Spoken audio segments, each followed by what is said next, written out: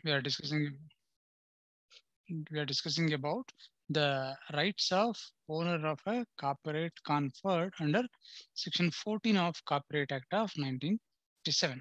1957ನೇ ಕೃತಿಸ್ವಾಮ್ಯ ಅಧಿನಿಯಮದ ಕಲಂ 14ರಲ್ಲಿ ಕೃತಿಸ್ವಾಮ್ಯ ಹಕ್ಕನ ಮಾಲೀಕನಿಗೆ ಇರುವಂತಹ ಹಕ್ಕುಗಳು ಯಾವುವು ಅನ್ನೋದನ್ನ ತಿಳ್ಕೊಂತಾ ಇದ್ವಿ. ಒಂದು ಬೇಸಿಕ್ ಮೂಲ ತತ್ವ ಏನು ಅಂದ್ರೆ, ಯಾವ್ಯಾವ ಹಕ್ಕುಗಳಿರ್ತವೆ ಅನ್ನೋದು ಯಾವ್ದ್ರ ಮೇಲೆ ಡಿಪೆಂಡ್ ಆಗಿರುತ್ತೆ ಅಂದ್ರೆ, ಅದು ಯಾವ ರೀತಿಯ ಕೃತಿ ಅನ್ನೋದ್ರ ಮೇಲೆ ಡಿಪೆಂಡ್ ಆಗಿರುತ್ತೆ. ಲಿಟರರಿ ವರ್ಕ್ಗೆ ಬೇರೆ ಹಕ್ಕುಗಳಿರ್ತವೆ, ಬೇರೆ ಅಂದ್ರೆ ತುಂಬಾ ಬೇರೆ ಅಲ್ಲ, ಆಲ್ಮೋಸ್ಟ್ ಕೆಲವು ಸಣ್ಣ ಪುಟ್ಟ ವ್ಯತ್ಯಾಸಗಳಿರ್ತವೆ.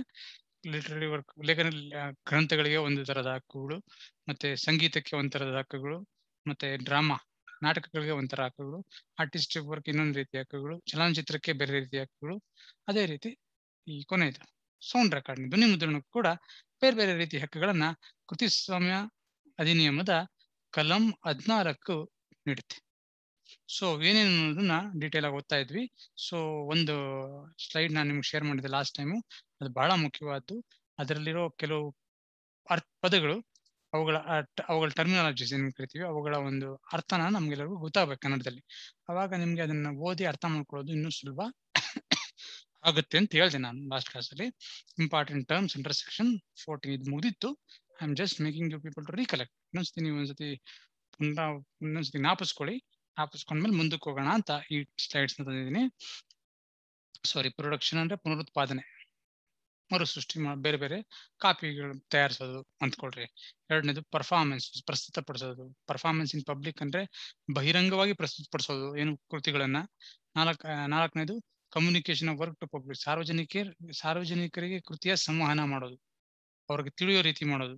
So communication of work to public. Translation of work, ಭಾಷಾಂತರ ಮಾಡೋದು, ತರ್ಜುಮೆ ಮಾಡೋದು. ಆಮೇಲೆ ಅಡಾಪ್ಟೇಷನ್ ಆಫ್ ವರ್ಕ್ ಅಂದ್ರೆ ಯಾವುದೋ ಒಂದು ಕೃತಿಯನ್ನು ರೂಪಾಂತರ ಮಾಡೋದು, ಅದರ ರೂಪನ ಬದಲಾವಣೆ ಮಾಡಿ ಬೇರೆ ಬೇರೆ ರೀತಿ ಅದನ್ನ ಸೃಷ್ಟಿ ಮಾಡೋದು.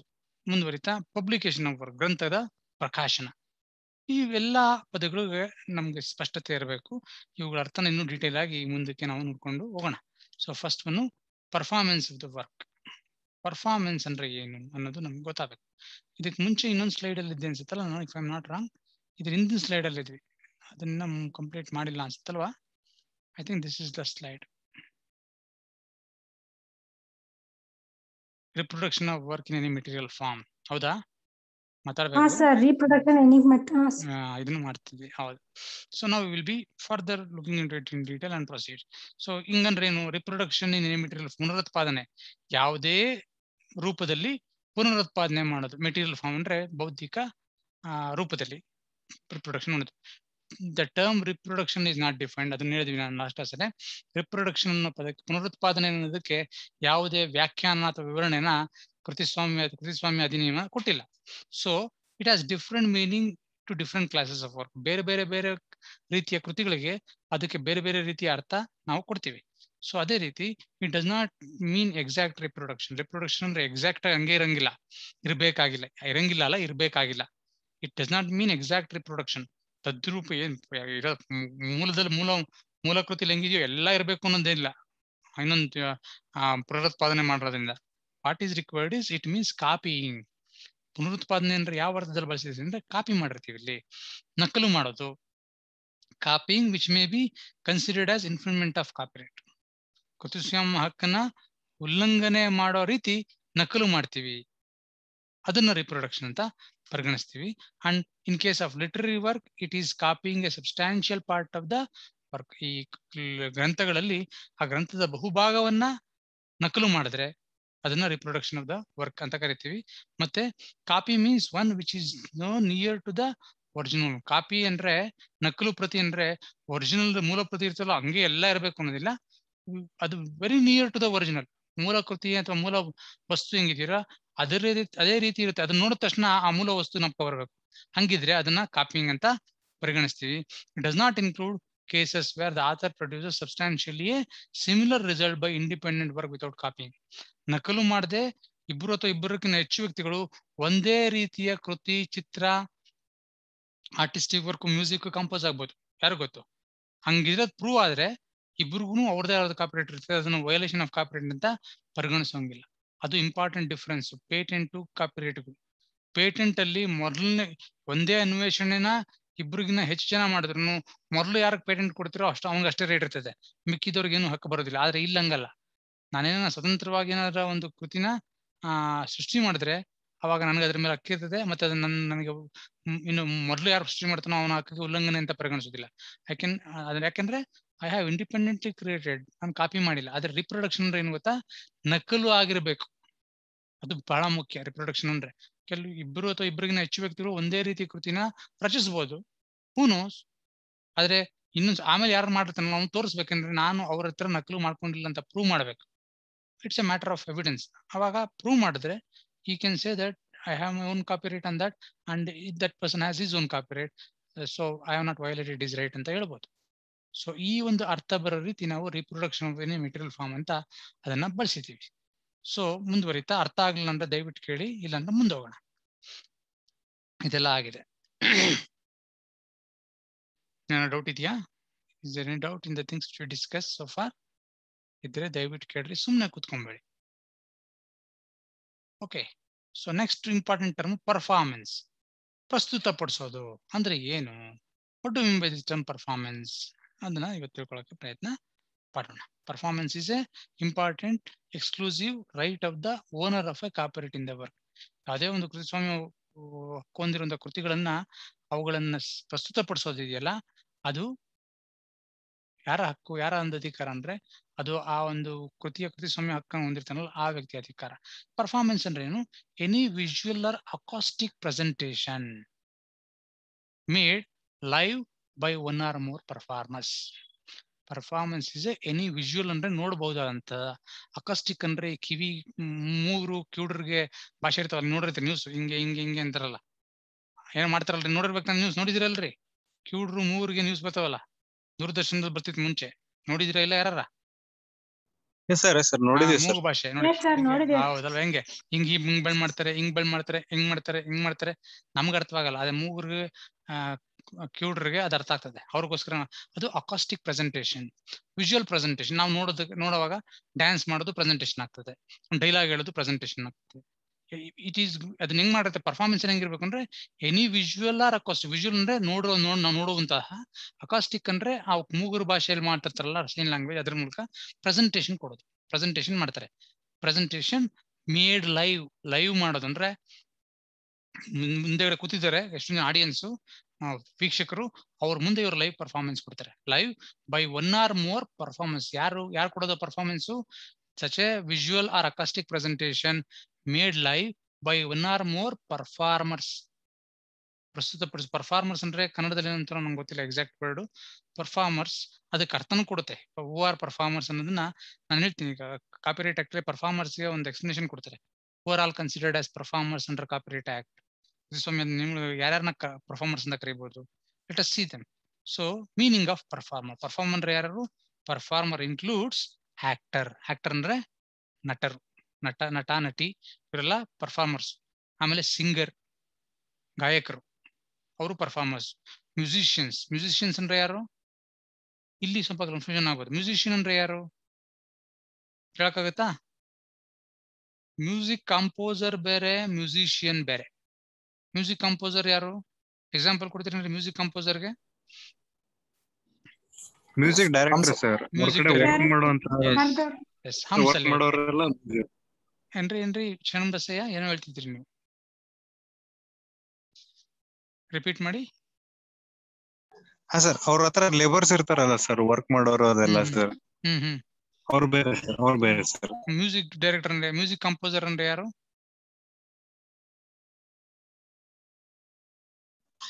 ಮ್ಯೂಸಿಕ್ ಕಂಪೋಸರ್ ಅಂದ್ರೆ ಮ್ಯೂಸಿಕ್ ಡೈರೆಕ್ಟರ್ ಸರ್. ಅವ್ರ ಹತ್ರ ವರ್ಕ್ ಮಾಡೋರು ಬೇರೆ ಸರ್. ಅವ್ರು ಬೇರೆ. ಓಕೆ. ಸೊ ಮ್ಯೂಸಿಕ್ ಕಂಪೋಸರ್ ಅವನೇ ಮ್ಯೂಸಿಕ್ ನ ಸೃಷ್ಟಿ ಮಾಡ್ತಾನ. He is a person who is going to create the music. ಹೆಂಗ ರಿದಮ್ ಗಿದಮ್ ಎಲ್ಲ ಮಾಡೋದು ಅದು ಕಂಪೋಸರ್. ಮ್ಯೂಸಿಷಿಯನ್ಸ್ ಅಂದ್ರೆ ಯಾರು? ಅವ್ರ ಹತ್ರ ಕೆಲಸ ಮಾಡೋರು ಅಂತೀರಾ ನೀವು? Not necessarily.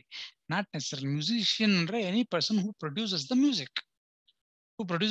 ಅಂದ್ರೆ ಎನಿ ಪರ್ಸನ್. ತಬಲಾ ಬಾರ್ಸೋನು ಈಸ್ ಎ ಮ್ಯೂಸಿಷಿಯನ್, ಗಿಟಾರ್ ಬಾರ್ಸೋನು ಮ್ಯೂಸಿಷಿಯನ್, ವೀಣೆ ಬಾರ್ಸೋನು ಮ್ಯೂಸಿಷಿಯನ್ ಇದರಲ್ಲ. So he is a performer. Musician is a person who produces the music. Composer is the person who composes the music. ಅರ್ಥ ಆಗ್ತಿಲ್ಲ? That is the difference. ಇಲ್ಲಿ performer ಯಾರಿದ್ದಾರೆ? Musician. Music composer is not the performer. Music composer ಮಾಡ್ತಾರೆ, compose ಮಾಡ್ತಾನೆ ಅಷ್ಟೇ. ಅದನ್ನ ಬಳಸ್ಕೊಂಡು ಇವರೆಲ್ಲ ಮ್ಯೂಸಿಕ್ ಬಾರಿಸ್ತಾರೆ, ಮ್ಯೂಸಿಕ್ ಪ್ರೊಡ್ಯೂಸ್ ಮಾಡ್ತಾರೆ. So musician. ಡ್ಯಾನ್ಸರ್, ನೃತ್ಯಗಾರರು. ಏನಂತಾರೆ ಡ್ಯಾನ್ಸರ್? ನೃತ್ಯ ತಾನೇ ಡ್ಯಾನ್ಸ್ ಅಂದ್ರೆ, ನೃತ್ಯ. ಡ್ಯಾನ್ಸರ್ ಅಂದ್ರೆ ನೃತ್ಯಗಾರ, ನೃತ್ಯಗಾತಿ, ಯಾರು ಬೇಕಾದ್ರೂ ಆಗೋದು ಡ್ಯಾನ್ಸರ್ಸ್. ಅಕ್ರೋಬ್ಯಾಟ್ ಅಂದ್ರೆ ವಿಚಿತ್ರ, ಇವಾಗ ಜಂಪ್ ಮಾಡಿ ಹಂಗ ಹಿಂಗ ಏನೇನು ಮಾಡಿ ತೋರಿಸ್ತಾರೆ ನೋಡ್ರಿ. ಹೆಂಗೆಂಗೋ ಕೈ ಮಡಿಸ್ತಾರೆ, ಹೆಂಗೆಂಗೋ ಕಾಲ್ ಮಾಡ್ತಾರೆ, ಮೇಲೆ ಕೆಗಿರ್ತಾರೆ, ಮೇಲೆ ಕೆಳಗೆ ಬೀಳ್ತಾರೆ, ಲಾಂಗ್ ಜಂಪ್ ಮಾಡ್ತಾರೆ, ಹೈ ಜಂಪ್ ಮಾಡ್ತಾರೆ, ಹೆಂಗೆಂಗೋ ಮಾಡ್ತಾರೆ ಅಕ್ರೋಬ್ಯಾಟ್ಸ್. ಜಗ್ಲರ್ ಅಂದ್ರು ಅಷ್ಟೇ, ಹಂಗೆ ಕಾಮಿಡಿಯನ್ಸ್ ತರ ಇರ್ತಾರೆ ಅವರೆಲ್ಲ. ಸ್ನೇಕ್ ಚಾರ್ಮರ್ ಅಂದ್ರೆ ಜಗ್ಲರ್ ಅಂದ್ರು ಅವನು ಅಷ್ಟೇ ವಿಚಿತ್ರ, ಏನೇನು ಎಷ್ಟೆಲ್ಲ ಮಾಡ್ತಾರೆ ನೋಡಿ. ಎಕ್ಸಿಬಿಷನ್ ಅಲ್ಲಿ ಮಾಡ್ತಾರೆ. ಹಳ್ಳಿಗಳಲ್ಲಿ ಮುಂಚೆ ಈ ಟೆಂಟ್ ಇಟ್ಕೊಂಡ್ ಬರೋರು, ಒಂದ್ ಊರಲ್ಲಿ ಒಂದ್ ವಾರ ಎಕ್ಸಿಬಿಷನ್ ಅವ್ರದ್ದು. ಏನಂದ್ರೆ ಇಷ್ಟೋ ಕತ್ತಿಗಳು ಇಟ್ಕೊಳ್ಳೋದು, ಏನೇನು ಇಟ್ಕೊಳ್ಳೋದು, ಬಾಲಲ್ಲಿ ಇಟ್ಕೊಳ್ಳೋದು, ಎಷ್ಟು ಅವ್ರನ್ನ ಜಗ್ಲರ್ ಅಂತೀವಿ. ಅವನು ಪರ್ಫಾರ್ಮರ್. ಸ್ನೇಕ್ ಚಾರ್ಮರ್ ಹಾವಾಡಿಗ ಹಾವು ಇಟ್ಕೊಂಡು ಅವನ್ ಇಟ್ಕೊಂಡು ಪರ್ಫಾರ್ಮ್ ಮಾಡ್ತಾನೆ, ಜನ ಬಂದು ನೋಡ್ತಾರೆ. ಆ ಪರ್ಸನ್ ಡೆಲಿವರಿಂಗ್ ಲೆಕ್ಚರ್, ನಾವೆಲ್ಲ ಪರ್ಫಾರ್ಮರ್ಸ್ ಅಂತ ನೋಡ್ರಿ. ಕಾಪಿರೈಟ್ ಆಕ್ಟ್ ಪ್ರಕಾರ a person delivering lecture is a performer or any other person who makes performance. ಯಾವುದೇ ಒಬ್ಬ ವ್ಯಕ್ತಿ ಪ್ರಸ್ತುತಪಡಿಸ್ತಾನೆ ಏನಾರ, ಅವ್ರನ್ನೆಲ್ಲ ಪರ್ಫಾರ್ಮೆನ್ಸ್ ಅಂತ ಕರಿತೀವಿ. So list is not exhaustive. ಈ definition is not exhaustive, it is an inclusive definition. ಇದಕ್ಕೆ ಇದೇ ರೀತಿ ಬೇರೆ ಇನ್ನೂ ಬೇರೆ ಬೇರೆ ವ್ಯಕ್ತಿಗಳು ಪರ್ಫಾರ್ಮೆನ್ಸ್ ಕೊಡ್ತಾರೆ ಅಂದ್ರೆ ಅವ್ನು ಪರ್ಫಾರ್ಮರ್ ಆಗ್ತದೆ. ಅದಕ್ಕೆ ಕೆಲವು ಉದಾಹರಣೆಗಳು ಕೊಟ್ಟಿದ್ದಾರೆ, ಕೆಲವ್ರನ್ನ ಇಲಿಸ್ಟ್ರೇಷನ್ ಕೊಟ್ಟಿದ್ದಾರೆ. ನಟರು, ಹಾಡುಗಾರರು, ಮ್ಯೂಸಿಷಿಯನ್ಸ್ ಅಂದ್ರೆ ಸಂಗೀತಗಾರರು, ಡ್ಯಾನ್ಸರ್ ನೃತ್ಯಗಾರರು, acrobat, juggler, snake charmer, person delivering lecture. ಈ ರೀತಿ ಪರ್ಫಾರ್ಮೆನ್ಸ್ ಯಾರ್ಯಾರು ಕೊಡ್ತಾರೋ ಅವರೆಲ್ಲರನ್ನು ಪರ್ಫಾರ್ಮರ್ಸ್ ಅಂತ ಕರಿತೀವಿ. ಆ ಅರ್ಥದಲ್ಲಿ ಈ ಪರ್ಫಾರ್ಮೆನ್ಸ್ ಮತ್ತೆ ಪರ್ಫಾರ್ಮರ್ನ ಬಳಸಿತೀವಿ. ಇದು ನಮ್ಗೆ ಗೊತ್ತಿರ್ಬೇಕು. ಹಕ್ಕುಗಳನ್ನ ಹೇಳುವಾಗ ಕೃತಿಸ್ವಾಮ್ಯ ಹಕ್ಕು ಹೊಂದಿರೋ ವ್ಯಕ್ತಿಯ ಹಕ್ಕುಗಳು ಯಾವ ಅನ್ನೋದ್ರ ಬಗ್ಗೆ ಗೊತ್ತಿರ್ಬೇಕಾದ್ರೆ ಈ ಪರ್ಫಾರ್ಮೆನ್ಸ್ ಅನ್ನ ಪದಕ್ಕೆ ಅರ್ಥ ಗೊತ್ತಿರ್ಬೇಕು. ಪರ್ಫಾರ್ಮರ್ ಅನ್ನೋದ್ ಪದಕ್ಕೂ ಅರ್ಥ ನಮ್ಗೆ ಸ್ಪಷ್ಟವಾಗಿ ಗೊತ್ತಿರಬೇಕು. ಮುಂದುವರಿತಾ ಇನ್ನೊಂದು term, communication of work to public. Work ಅಂದ್ರೆ ಕೃತಿ ಅಂದ್ಕೊಡ್ರಿ, ನಾವು ಕೃತಿ ಅಥವಾ ಗ್ರಂಥ ಅಂದ್ಕೊಡ್ರಿ. ಕೃತಿಯನ್ನು ಸಾರ್ವಜನಿಕರಿಗೆ ಸಂವಹನೆ ಮಾಡೋದು, communication of work to public.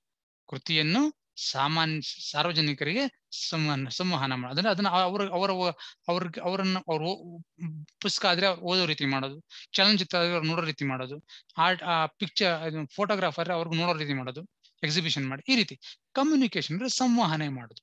ಸಂವಹನೆ ಮಾಡೋದು ಏನ? ಆ ಕೃತಿನ, ಯಾವ ಕೃತಿಯಲ್ಲಿ ಕೃತಿಸ್ವಾಮ್ಯ ಹಕ್ಕಿದೆ, ಯಾರಿಗೆ ಸಂವಹನೆ ಮಾಡೋದು? ಸಾರ್ವಜನಿಕರಿಗೆ ಸಂವಹನೆ ಮಾಡೋದು. ಕಮ್ಯುನಿಕೇಶನ್ ಆಫ್ ವರ್ಕ್ ನ ಆ ರೀತಿ ಬಳಸಿದ್ರೆ ಅದಕ್ಕೂ ಕೆಲವು ಎಕ್ಸ್ಪ್ಲನೇಷನ್ಸ್ ಇದೆ. What is communication of work to public? ಹಂಗಂದ್ರೆ make the work available for being seen or heard or otherwise enjoyed by the public. ಯಾವಾಗ ಒಂದು ವರ್ಕ್ ನ, ಯಾವುದೇ ಕೃತಿನ ಸಾರ್ವಜನಿಕರಿಗೆ ಸಂವಹನೆ ಮಾಡ್ತೀವಿ ಅಂತ ಯಾವಾಗ ಹೇಳ್ಬೋದು ಅಂದ್ರೆ, when making any work available, ಯಾವುದೋ ಕೃತಿನ ಮೇಕಿಂಗ್ ಇಟ್ ಅವೈಲೇಬಲ್, ಅವ್ರಿಗೆ ಸಿಗೋ ರೀತಿ ಮಾಡೋದು. ಯಾರಿಗೆ? ಸಾರ್ವಜನಿಕರಿಗೆ ಅದು ಸಿಗೋ ರೀತಿ ಮಾಡೋದು.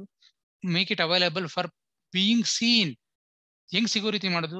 ಅವ್ರ ಅದನ್ನ ನೋಡೋ ರೀತಿ ನೋಡೋಕೆ ಅವಕಾಶ ಮಾಡ್ಕೊಡೋದು, ಅಥವಾ ಅವ್ರ ಅದನ್ನ ಕೇಳಿಸ್ಕೊಳ್ಳೋಕೆ ಅವಕಾಶ ಮಾಡ್ಕೊಡೋದು.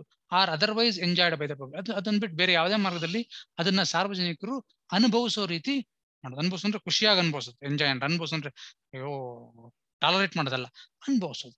ಸಾರ್ವಜನಿಕರು ಅದನ್ನ ಅನುಭವಿಸೋದಕ್ಕೋಸ್ಕರ ಅವಕಾಶ ಮಾಡಿಕೊಟ್ರೆ ಆ ಒಂದು ನನ್ನ ಕೃತಿನ ಏನಂತ ಕರಿತೀವಿ? Communication of work to public ಅಂತೀವಿ. ನಾವು ಅದನ್ನೇನ್ ಮಾಡಿದ್ವಿ? ಆ ಕೃತಿನ ಸಾರ್ವಜನಿಕರಿಗೆ ಸಂವಹನೆ ಮಾಡಿದೀನಿ ಅಂತ. ನಾನು ಎಕ್ಸಾಂಪಲ್ ಕೊಡ್ತೀನಿ. ಯಾವ್ದೋ ಒಂದು ಹೋಟ್ಲ್ಗೆ ಹೋಗ್ತೀವಿ, ಹೋಟೆಲ್ ಒಬ್ಬ ಒಂದು ಹಾಡನ್ನ ಲೌಡ್ ಸ್ಪೀಕರ್ ಅಲ್ಲಿ ಒಂದು ಹಾಡು ಹಾಕ್ತಾರೆ. Then that sound recording is communicated by the owner of the hotel to you. ನಿಮ್ಗೆ ಸಂವಹನೆ ಮಾಡ್ದ, ಗೊತ್ತಿಲ್ಲ. ಆದ್ರೆ ಕಾಪಿರೈಟ್ ಪ್ರಕಾರ ಹಂಗ್ ಮಾಡಂಗಿಲ್ಲ. ಅವನು ಪರ್ಮಿಷನ್ ತಗೊಂಡೆ, ಯಾವ್ದೋ ಒಂದು ಕ್ಯಾಸೆಟ್ ಅವಂದೆ, ಸ್ಪೀಕರ್ ಅವಂದೆ. ಆದ್ರೆ ಅದನ್ನ ಆಡ್ಬೇಕು ಅಂದ್ರೆ ಅದನ್ನ ಕೊಂಡ್ಕೊಂಡಿರ್ಬೇಕು. ಆ ಹಾಡನ್ನ ಇದಕ್ಕೋಸ್ಕರನೇ ಕೊಂಡ್ಕೊಂಡಿರ್ಬೇಕು, for communication of work to public. ನಮ್ಮ ರೆಸ್ಟೋರೆಂಟ್ ಅಲ್ಲಿ ಬಳಸೋದಕ್ಕೆ ಇದನ್ನ ನೀವು ನಂಗೆ ಲೈಸೆನ್ಸ್ ಕೊಡ್ರಿ ಅಂತ ಕೇಳೋನ್ ಹಾಡಾಕ್ಬೇಕು. ಹಂಗೆ ಹಾಡಾಕಿದ್ರೆ ಬೇಕಾದ್ರೆ ಓನರ್ ಹೋಗಿ ಅವನ ಮೇಲೆ ಕೇಸ್ ಹಾಕಿ ಇನ್ಫ್ರಿಂಗ್ಮೆಂಟ್ ಆಫ್ ಕಾಪಿರೈಟ್ ಅಂತ ಕಾಂಪನ್ಸೇಷನ್ ಪಡಿಬಹುದು. ಯಾಕೆ? ಹೋಟ್ಲ್ ಏನು ಸಾರ್ವಜನಿಕ ಸ್ಥಳ. ಸಾರ್ವಜನಿಕ ಸ್ಥಳದಲ್ಲಿ ಒಂದು ಹಾಡಾಕ್ತಿವಿ ಅಂದ್ರೆ ಏನಾಗುತ್ತೆ? It could be heard and enjoyed by the public. ಹೌದು, ಯಾರು ಬರ್ತಾರೋ ಹೋಟ್ಲ್ಗೆ ಅವರೆಲ್ಲ ಅದನ್ನ ಎಂಜಾಯ್ ಮಾಡ್ಬೋದು. ಸೊ ಹಂಗ್ ಮಾಡಬಹುದು. ಯಾರಕ್ಕಿದೆ? It is the exclusive right of the owner. ಅದು ಓನರ್ಗೆ ಇರೋ ಹಕ್ಕು. ಅವನ ಪರ್ಮಿಷನ್ ತಗೊಂಡು ನೀನ್ ಬಾಳ್ಬೋದು. ಇಲ್ಲ ಅಂದ್ರೆ ನೀನ್ ಹಂಗೆ ಮಾಡಿದೆ ಅಂದ್ರೆ you are liable to give compensation for infringement of copyright. ಅರ್ಥ ಆಗ್ತಿದೆಯಲ್ಲ? ನಮ್ ಚಿಕ್ಕ ಹುಡುಗನಂತೂ ಈಗಂತೂ ಕಮ್ಮಿ ಆಗಿದೆ, ಬಟ್ ಮುಂಚೆ ಇವಾಗ ಆಗ್ತಾರೆ. ಗಣೇಶನ್ ಕುಂಡ್ರಿಸಿದ್ರು ಅಂದ್ರೆ ಮೈಕ್ ಸೆಟ್ ಹಾಕಿ ಬರ ಹಾಡುಗಳನ್ನೆಲ್ಲ ಹಾಕ್ತಾರೆ. ಒರಿಜಿನಲ್ ದೊಡ್ಡ ಮೈಕ್ ಸ್ಪೀಕರ್ ಬಿಡೋದು ಹಾಡಾಕೋದು.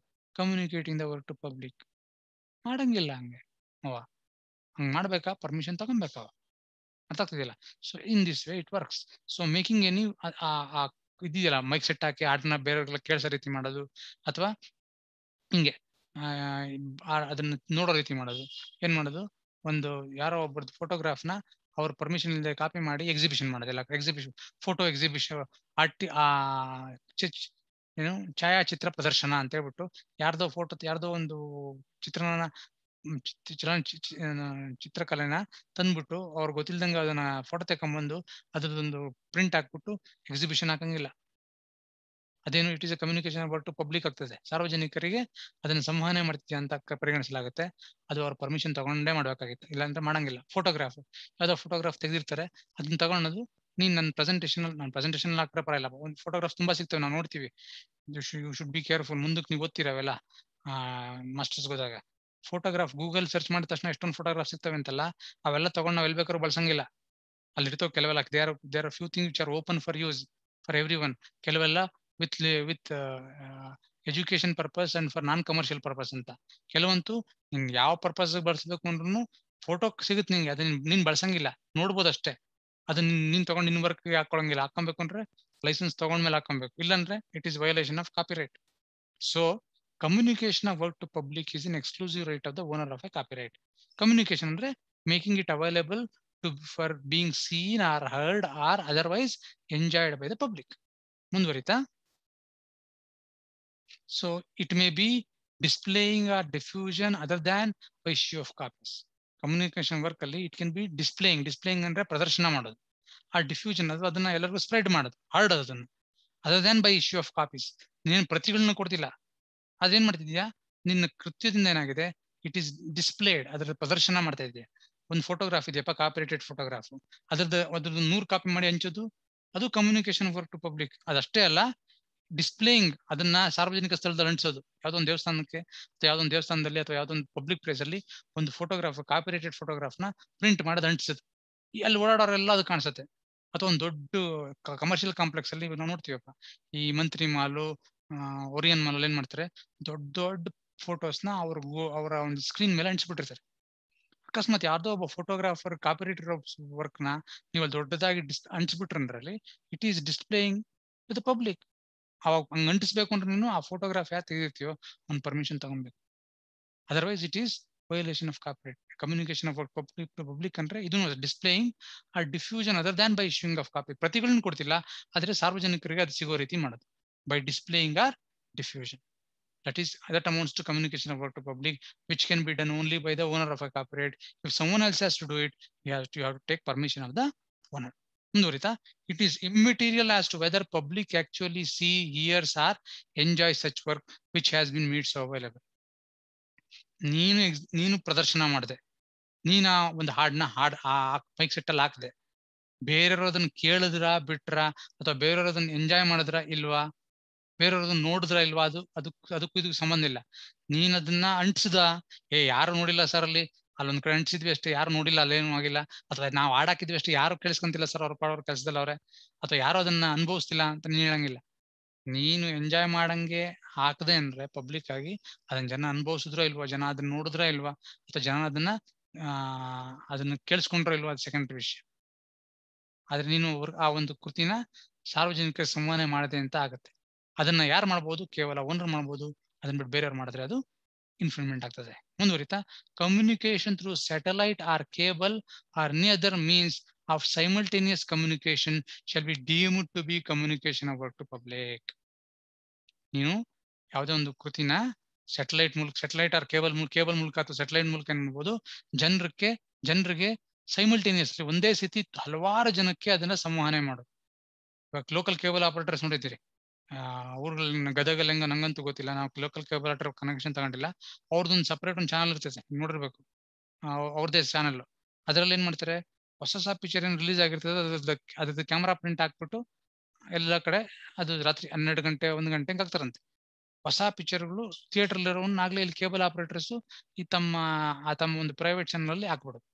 ಏನಾಗುತ್ತೆ, ಹಿಂಗ್ ಮಾಡಿದ್ರು they are communicating through cable or they may be communicating through satellite channel. ಇವಾಗ ಕೆಲವು ಸತಿ ನಾವು ಅಮೆಜಾನ್ ಪ್ರೈಮ್ ನೋಡ್ತೀವಿ, ನೆಟ್ಫ್ಲಿಕ್ಸ್ ಇರ್ತೈತೆ, ಈಗ ZEE5 ಇವೆಲ್ಲ ಏನ್ ಮಾಡ್ತೀವಿ, ಅಲ್ಲಿ ಯಾವ್ದೋ ಒಂದು ಸಿನಿಮಾ ಹಾಕಿದ್ರು ಅನ್ಕೊಡ್ರಿ, ಆ ಸಿನಿಮಾ ಮೂಲಕ ಏನ್ ಮಾಡ್ತೀವಿ ನಾವೆಲ್ಲ ನೋಡ್ಬೋದು ಅದನ್ನ.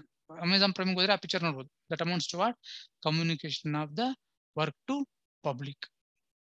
ಅಮೆಜಾನ್ ಅವ್ರು ಏನ್ ಮಾಡ್ತಾರೆ, ಪರ್ಮಿಷನ್ ತಗೊಂತಾರೆ ಪ್ರೊಡ್ಯೂಸರ್ ಇಂದ, ಅವಾಗ ಅದನ್ನ ಪ್ರದರ್ಶನ ಮಾಡ್ತಾರೆ. ಅವಾಗ ಅದು ಓಕೆ. ಅವ್ನು ಪರ್ಮಿಷನ್ ಇಲ್ದಂಗೆ ತಗೊಂಡಿದ್ದೆ ಅಮೆಜಾನ್ ಪಬ್ಲಿಷ್ ಮಾಡಿದ್ರೆ ಕೇಸ್ ಆಗ್ತಿದ್ದ owner. It amounts to violation of copyright. So communication through, ಅರ್ಥ ಆಗ್ತಿದ್ಯೇನ್ರಿ? ದಯವಿಟ್ಟು ಮಾತಾಡೋದು ನಾನು ಹೇಳ್ತಿರೋದು ಅರ್ಥ ಆಗ್ತಿಲ್ಲ ಅಂದ್ರೆ ದಯವಿಟ್ಟು ಕೇಳ್ಬೇಕು. ಅರ್ಥ ಆಗ್ತಿದ್ಯಾ? ಅರ್ಥ ಆಗ್ತಿದೆ. Okay. So communication through satellite or cable or any other means of simultaneous communication. Simultaneous ಅಂದ್ರೆ ಒಂದೇ ಸತಿ. ಇವಾಗ ಏನ್ ಮಾಡ್ತೀವಿ, 8 ಗಂಟೆಗೆ ಪಿಕ್ಚರ್ ಬರ್ತದೆ, 8 ಗಂಟೆ ಯಾರ ಮನೇಲಿ ಟಿವಿ ಹಾಕಿದ್ರು ಅದು ಪಿಕ್ಚರ್ ಬರ್ತದೆ. ಒಂದು ಏಕಕಾಲದಲ್ಲಿ ಎಷ್ಟೊಂದು ಜನಕ್ಕೆ ಕಮ್ಯುನಿಕೇಶನ್ ಮಾಡುದು ಹಿಂಗೆ through satellite or cable. Cable ಅಥವಾ ಸ್ಯಾಟಲೈಟ್ ಚಾನಲ್ ಮೂಲಕ ಎಲ್ರಿಗೂ ಸಂವಹನ ಮಾಡೋದು ಆಕೃತಿನ. That amounts to communication of work to public. ಅದನ್ನ ಯಾರು ಮಾಡಬಹುದು? It can be done only by the owner of the work. ಅರ್ಥ ಆಗ್ತಿದೆಯಲ್ಲ? ಸೊ ಇದು that is the sense in which we use the term communication of work to public. ಸಾರ್ವಜನಿಕರಿಗೆ ಒಂದು ಕೃತಿಯ ಸಂವಹನ ಮಾಡೋದು. ಅರ್ಥ ಆಗ್ತಿದೆಯಾ?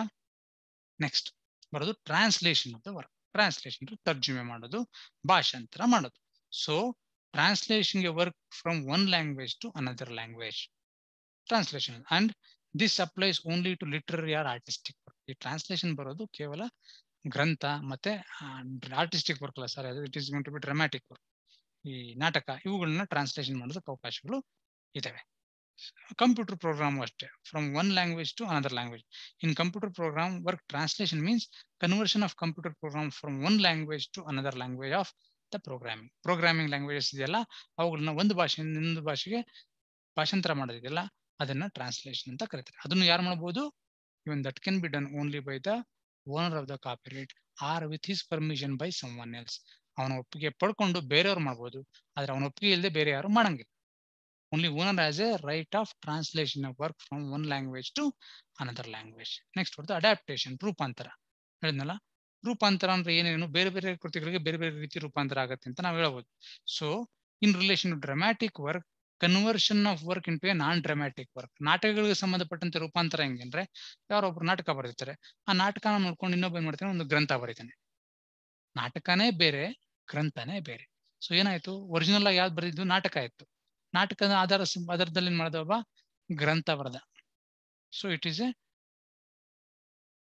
ಅಡ್ಯಾಪ್ಟೇಷನ್. ಅದೇ ರೀತಿ ಸೊ ನಾಟಕನ ಏನ್ ಮಾಡೋದು, ಒಂದು ನಾಟಕನ ಸಿನಿಮಾಟೋಗ್ರಫಿ, ನಾಟಕನ ಅದನ್ನ ಸಿನಿಮಾಗೆ ತೆಗೆಯೋದು. ಅಡಾಪ್ಟೇಷನ್ ಅದು in relation dramatic work. Conversion to non dramatic work. Non dramatic work ಅಂದ್ರೆ ಗ್ರಂಥ ಆಗಿರ್ಬೋದು, ನಾಟಕನ ಅಥವಾ ನಾಟಕನ ಸಿನಿಮಾ ತೆಗಿಬಹುದು, ಅಥವಾ ನಾಟಕದ ಸೌಂಡ್ ರೆಕಾರ್ಡಿಂಗ್ ಮಾಡ್ಬೋದು. ನೀವು ನೋಡಿರ್ಬೇಕು, ಮುಂಚೆ ಒಂದಷ್ಟು ನಾಟಕಗಳಿದ್ದು, ಧೀರೇಂದ್ರ ಗೋಪಾಲ್ ನಾಟಕಗಳು, ಪೋಲಿ ನಾಟಕಗಳೆಲ್ಲ. ಸೊ ಅವೇನ್ ಮಾಡೋರು, ಪೋಲಿ ನಾಟಕ ಆಡೋರು, ಇವ್ರೇನ್ ಮಾಡೋರು, ಆಮೇಲೆ ನಾಟಕದ ಆಡಿಯೋ ಕ್ಯಾಸೆಟ್ ರಿಲೀಸ್ ಮಾಡ್ತಾರೆ. ಸೊ ನಾಟಕ ಒರಿಜಿನಲ್ ಬೇರೆ, ಅದನ್ನ ಆಡಿಯೋ ರಿಲೀಸ್ ಮಾಡಿದ್ರೆ it is sound recording. Sound recording is adaptation of dramatic work into sound recording. ಅದನ್ನ ರೂಪಾಂತರ ಅಂತ ಕರಿತೀವಿ. ಯಾವ್ದನ್ನ? ಡ್ರಾಮಾನ ಚಲನಚಿತ್ರ ಮಾಡ್ತೀರಿ, ಡ್ರಾಮಾನ ಸಿನಿಮಾ ಮಾಡ್ತೀರಿ, ಡ್ರಾಮಾನ ಧ್ವನಿ ಮುದ್ರಣ ಮಾಡ್ತೀರಿ. ಅರ್ಥ ಆಗ್ತಿದೆಯಲ್ಲ? ಇವೆಲ್ಲ ಏನು, they are different modes of adaptation of dramatic work into non dramatic work. ಅದನ್ನ ಯಾರು ಮಾಡಬಹುದು? Again it can be done by the owner of the work. ಆ ಓನರ್ ಮಾತ್ರ ಈ ರೂಪಾಂತರ ಮಾಡೋದಕ್ಕೆ ಇರ್ತದೆ, ಬೇರೆಯವ್ರಿಗೆ ಇರೋದಿಲ್ಲ. So in case of literary or artistic work, adaptation means conversion work into dramatic work.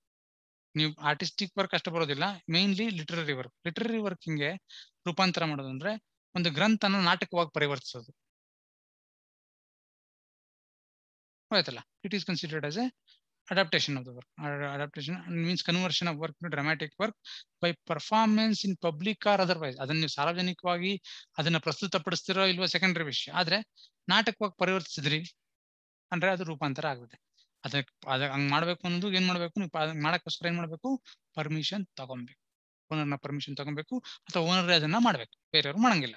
In relation literary dramatic work any abridgement of the work or any version of the work, ಈ version recording ಅಂತ ಕರಿತೀವಿ, ಅಥವಾ abridgement ಅಂತ ಗೊತ್ತಲ್ಲ. I hope you heard of this abridgement. Abridge ಅಂದ್ರೆ ಏನ್ ಗೊತ್ತಾ? ಯಾರು ಹೇಳಕ್ಕಾಗತ್ತೆ ಅದಕ್ಕೆ ಅರ್ಥ? Very common English word abridge. Abridge ಅಂದ್ರೆ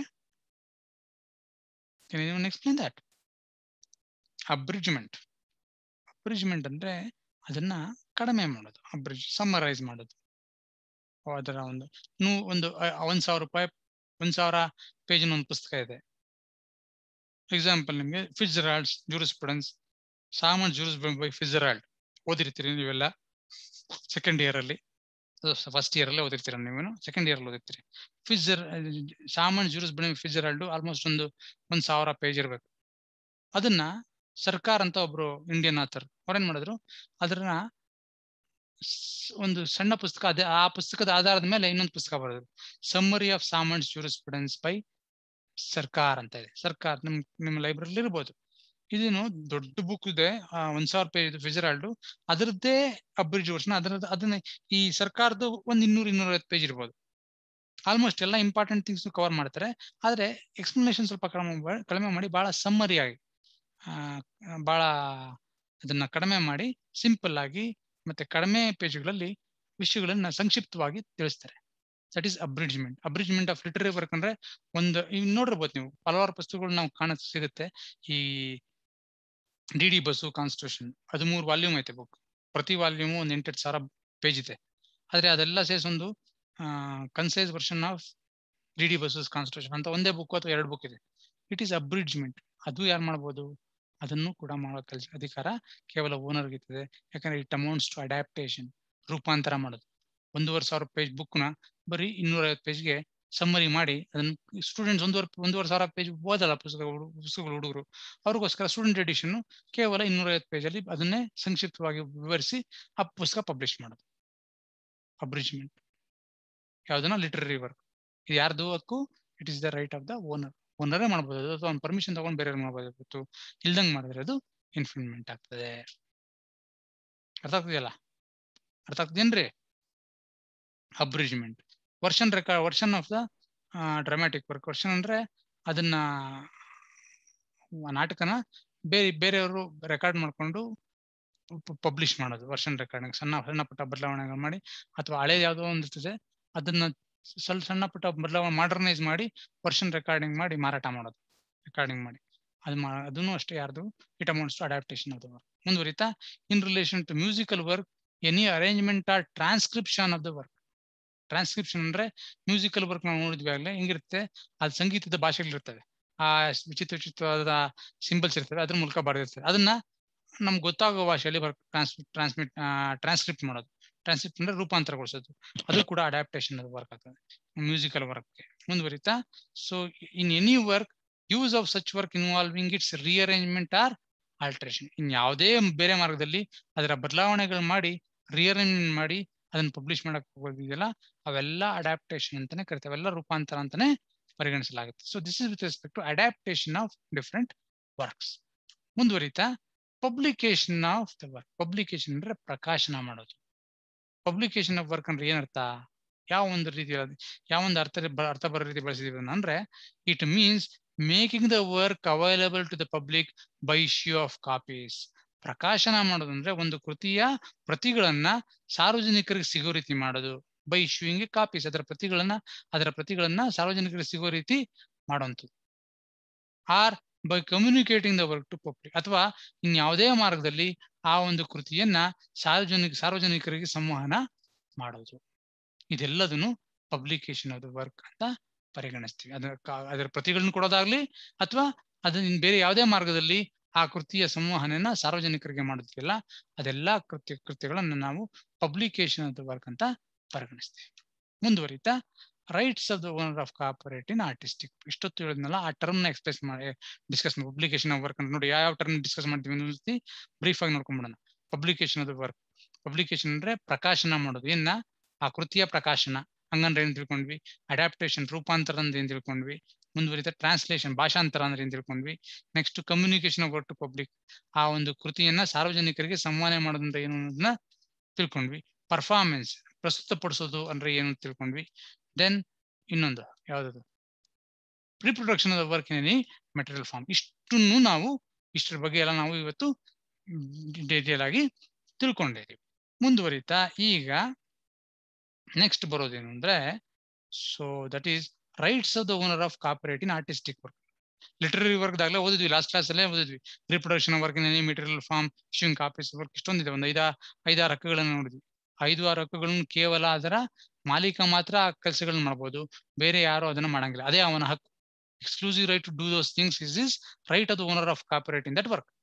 ಮುಂದುವರಿತಾ rights of an artistic work, ಈ ಕಲಾತ್ಮಕ ಕೃತಿಗಳನ್ನು ರಚಿಸ್ತಾನಲ್ಲ ಆ ವ್ಯಕ್ತಿಗೆ ಇರುವಂತಹ ಹಕ್ಕುಗಳು ಯಾವುವು ನೋಡೋಣ. So to reproduce work in any material form, ಇದು ಎಲ್ಲ ಕಾಮನ್, ಇವ್ರಿಗೂ ಬರುತ್ತೆ.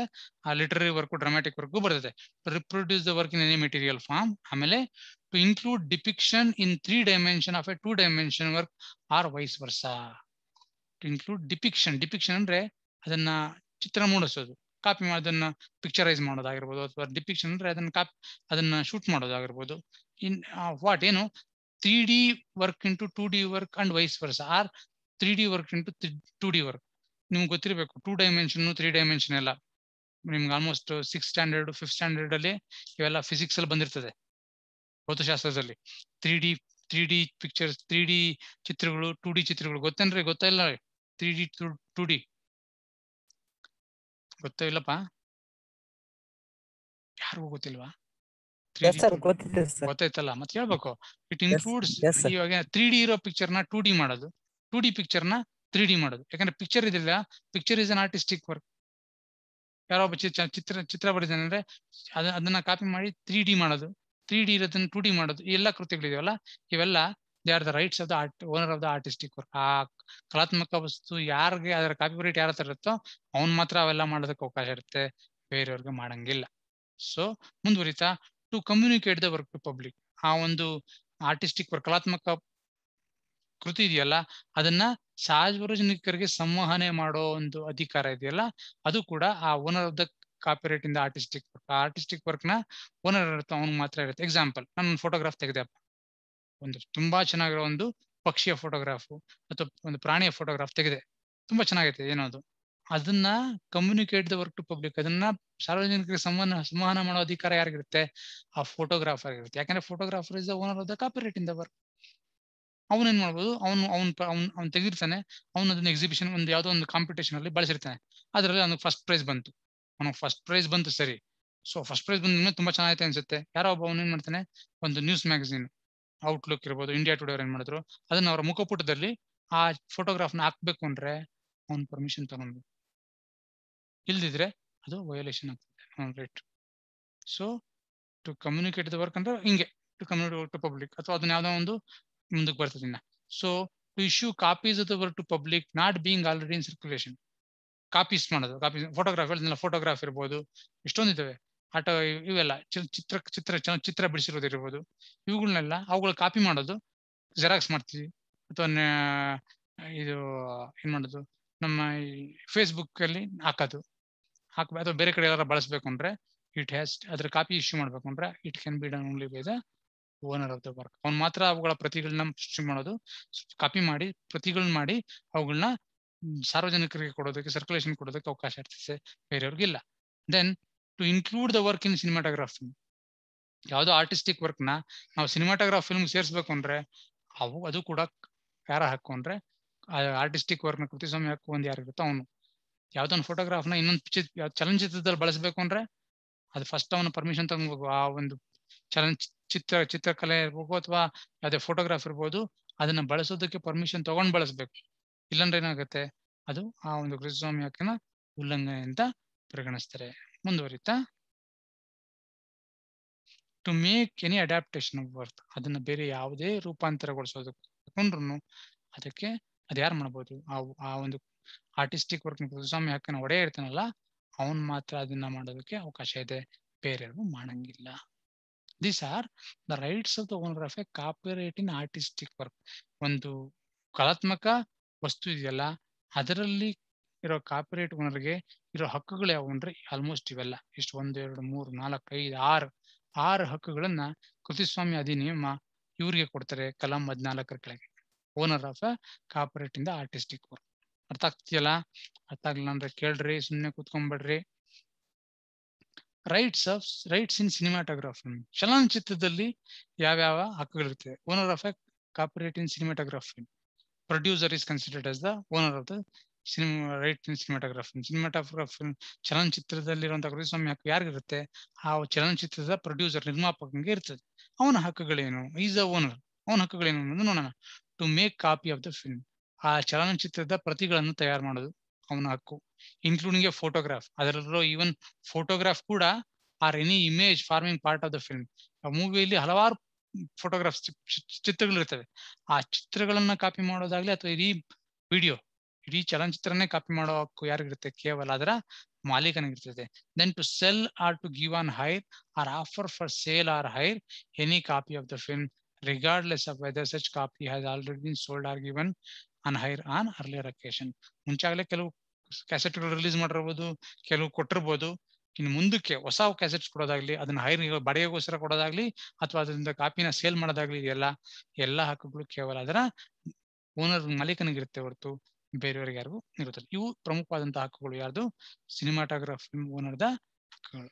So to communicate the work to public. ಇದು ಅಷ್ಟೇ. ಸಾರ್ವಜನಿಕರಿಗೆ ಸಂವಹನೆ ಮಾಡುವಂತಹ ಒಂದು ಹಕ್ಕು ಕೂಡ ಅವನಿಗೆ ಇರುತ್ತೆ. ಹೆಂಗೆ ಅಂದ್ರೆ ರಿಲೀಸ್ ಮಾಡ್ಬೇಕಾ ಬೇಡವಾ ಫಿಲ್ಮ್ನ ರಿಲೀಸ್ ಮಾಡ್ಬೇಕಾ ಬೇಡವಾ? ರಿಲೀಸ್ ಮಾಡ್ಬೇಕು ಅಂದ್ರೆ ಎಲ್ಲಿ ರಿಲೀಸ್ ಮಾಡ್ಬೇಕು? Should be release in the theatre or in only in the mass or in the OTT platform? ಎಲ್ಲಿ ರಿಲೀಸ್ ಮಾಡ್ಬೇಕು? ಅಥವಾ ಫ್ರೀಯಾಗಿ ಯಾರು ಬೇಕಾದ್ರೂ ನೋಡ್ಕೊಳ್ಳಿ ಅಂತ ಯಾರು ಬಿಡೋದ? It is left to them. So ಅದು OTT ಅಮೆಜಾನ್ ಪ್ರೈಮ್ ಅಲ್ಲಿ ಅಥವಾ ZEE5 ಅಲ್ಲಿ ಬರ್ಬೇಕು ಅಂದ್ರೆ that is communication of work to public. Theatre ಅಲ್ಲಿ ರಿಲೀಸ್ ಮಾಡಿದ್ರೆ that is communication of work to public. ಮಾಲ್ಗಳಲ್ಲಿ ಮಲ್ಟಿಪ್ಲೆಕ್ಸ್ ಅಲ್ಲಿ ರಿಲೀಸ್ ಮಾಡಿದ್ರೆ that is communication of work to public. ಅದನ್ನ ಯಾರು ಮಾಡ್ಬೋದು? ರಿಲೀಸ್ ಮಾಡ್ಬೋದು. ಎಕ್ಸಿಬಿಷನ್ ಅಲ್ಲಿ ಪ್ರದರ್ಶನ ಯಾರು ಮಾಡ್ಬೋದು? ಕೇವಲ ಅದರ ಓನರ್ ಅಥವಾ ಓನರ್ನ ಪರ್ಮಿಷನ್ ತಗೊಂಡು ಬೇರೆ ಯಾರು ಡಿಸ್ಟ್ರಿಬ್ಯೂಟರ್ಸ್ ಇರ್ತಾರಲ್ಲ ಅವ್ರು ಮಾತ್ರ ಮಾಡ್ಬೋದು, ಹೊರತು ಬೇರೆಯವರು ಅದನ್ನ ಮಾಡಂಗಿಲ್ಲ. So these are the rights of the owner of a cinematograph film. ಇಷ್ಟು ಇವತ್ತಿಗೆ ಸಾಕು. ಏನೋ ಡೌಟ್ಸ್ ಇದ್ರೆ ಕೇಳಿ. ಟೈಮ್ ಆಲ್ಮೋಸ್ಟ್ ಮುಗಿತಾ ಬಂದಿದೆ. ಇನ್ನೊಂದು ನಿಮಿಷದಲ್ಲಿ ಡೌಟ್ಸ್ ಇದ್ರೆ I will try to clarify. And yes, if you have doubts, please you can ask. I will stop screen sharing and doubt idre ದಯವಿಟ್ಟು ಬೇಗ ಕೇಳಿ. Translate side no sir. ಏನ್ರಿ? ಏನಪ್ಪ ಮಂಜುನಾಥ್? ಟ್ರಾನ್ಸ್ಲೇಷನ್ ವರ್ಕ್ ಇನ್ನೊಂದು ಸೈಡ್ ಇತ್ತು sir. Translation ಅಂದ್ರೆ ಭಾಷಾಂತರನಪ್ಪ. ಭಾಷಾಂತರ ಮಾಡಬೇಕು ಅಂದ್ರೆ ಅದು ಯಾರು ಮಾಡಬಹುದು? ಅದರ ಓನರ್ ಮಾತ್ರ ಮಾಡೋದು ಸಾಧ್ಯ. ಭಾಷಾಂತರ ಟು ಎನಿ ಲ್ಯಾಂಗ್ವೇಜ್, ಯಾವುದೇ ಭಾಷೆಗಾಗ್ಲಿ ಭಾಷಾಂತರ ಮಾಡಬೇಕು ಅಂದ್ರೆ ಇದು ಯಾರಿಗೆ ಅಪ್ಲೈ ಆಗುತ್ತೆ? ಬರೀ ಕೇವಲ ನಾಟಕ ಮತ್ತು ಇದೇನು ಗ್ರಂಥಗಳಿಗೆ ಅನ್ವಯ ಆಗುತ್ತೆ. ಮ್ಯೂಸಿಕ್ ಅಲ್ಲಿ ಟ್ರಾನ್ಸ್ಲೇಷನ್ ಪ್ರಶ್ನೆ ಬರೋದಿಲ್ಲ. ಮ್ಯೂಸಿಕ್ ಮ್ಯಾಕ್ಸಿಮಮ್ ಅದ್ರದ್ದು ಟ್ರಾನ್ಸ್ಲೇಷನ್ ಅಂದ್ರೆ ಅದನ್ನ ಬೇರೆ ಒಂದು ರೂಪಕ್ಕೆ ಮ್ಯೂಸಿಕ್ ಲ್ಯಾಂಗ್ವೇಜ್ ಬಿಟ್ಟು ಬೇರೆ ಲ್ಯಾಂಗ್ವೇಜ್ಗೆ